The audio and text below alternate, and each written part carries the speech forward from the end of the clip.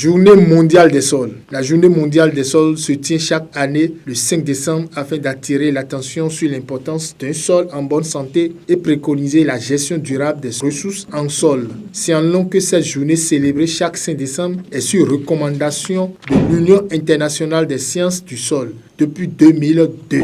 Au Bénin, pour ne pas rester en marge de cette journée internationale des sols, le ministre de l'Agriculture, de l'Élevage et de la Pêche, M. Gaston Dossoui, a adressé un message à la nation pour cette 10e édition en appelant les Béninois à adopter les mesures de gestion durable des terres pour garantir la sécurité alimentaire. Le thème retenu cette année est « Les sols dans le cycle de l'eau ». Selon le ministre, il est de la responsabilité de toute la population de veiller à ce que le sol soit préconisé, préservé pour les générations futures. En Tanzanie, le bilan des inondations et glissements de terrain s'alourdit à 68 morts ce lundi au nord de la capitale à Dodoma. Au moins 100 maisons ont été englouties par la boue et un village de 28 familles rasé. Lors des obsèques officielles, le premier ministre du pays n'excluait pas la possibilité de retrouver de nouveaux corps sans vie alors que la catastrophe avait fait 116 blessés. Les opérations de secours se poursuivent et des personnes seraient sans nul doute ensevelies dans la boue. Il faut préciser que ce drame survient dans un contexte où se tient à Dubaï, aux Émirats arabes unis, la COP28, avec des échanges sur les dommages et pertes provoqués par les changements climatiques.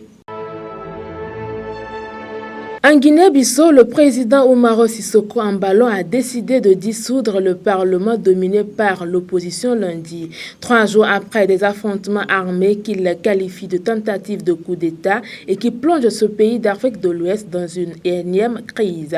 Pour le président Embaló, le Parlement préfère défendre des membres de l'exécutif soupçonnés d'actes de corruption portant gravement atteinte aux intérêts supérieurs de l'État, plutôt que de lutter pour l'application rigoureuse de la loi et d'exercer son rôle de contrôler des actes de gouvernement.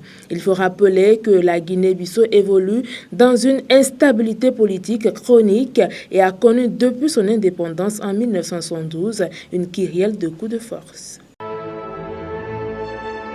Le tirage au sort des groupes de la Copa América 2024 se tiendra ce jeudi à Miami. La phase de poule se déroulera du 20 juin au 2 juillet. Les quarts de finale du 4 au 6 juillet. Les demi-finales les 9 au 10 juillet et le match pour la 3e place c'est pour le 13 juillet. C'est la 2e fois que le Copa América se déroulera aux États-Unis après l'édition du Centenaire en 2016, remportée par le Chili au tir au but face à l'Argentine de Lionel Messi.